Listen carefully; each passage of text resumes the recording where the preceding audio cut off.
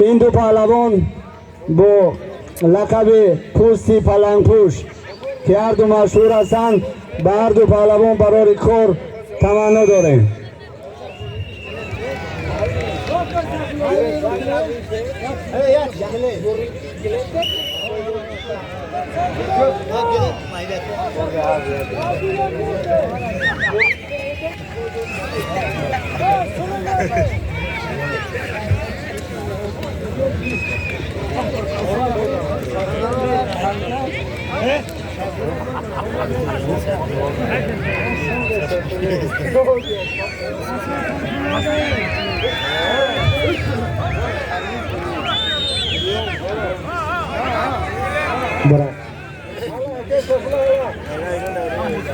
حرکت میکنیم پهلوانا، همه در انتظار بازی زیبای شما و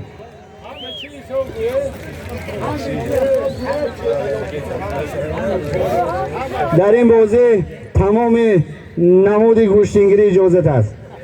برد پهلوان برای کار.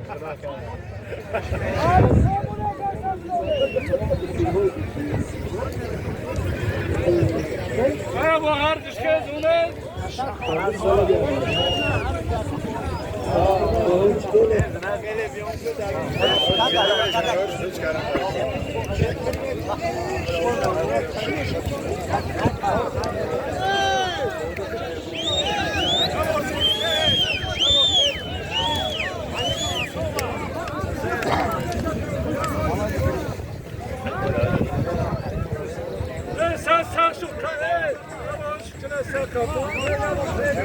بس شونا